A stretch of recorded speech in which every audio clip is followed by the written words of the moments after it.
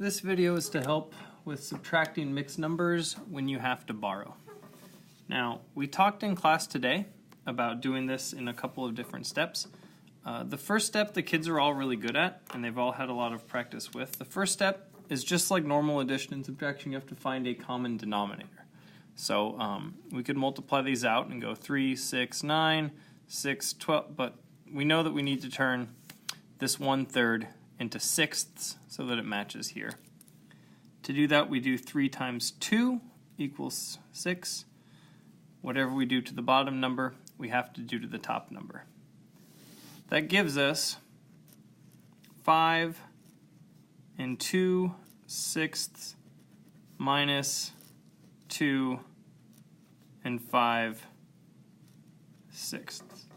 Now, so far this is all stuff that we've done before. This is the one part that's new. We cannot do 2 sixths minus 5 sixths. So we have to borrow from our whole number. We're going to borrow from our 5 and make it a 4. Now the only tricky part is adding this one whole into this fraction.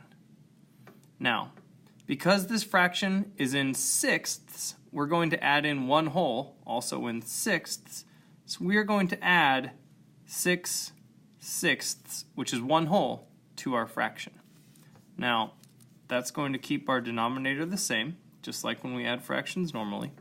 2 plus 6 is 8, so we now have 4 and 8 sixths after borrowing, minus 2 and 5 sixths.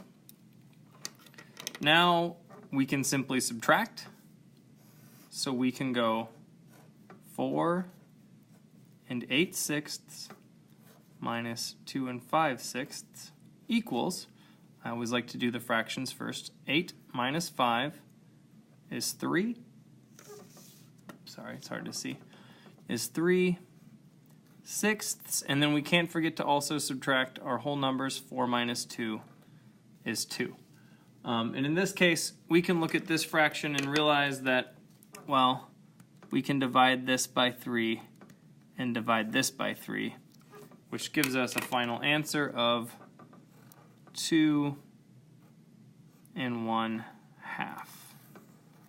Now, every part of this is review. We have done every part of this except for this borrowing piece right here. The important thing to remember that we talked a lot about in class is that when you borrow from the whole number, you have to add it in as a fraction as one whole with the same denominator that you're using, with the common denominator that you found.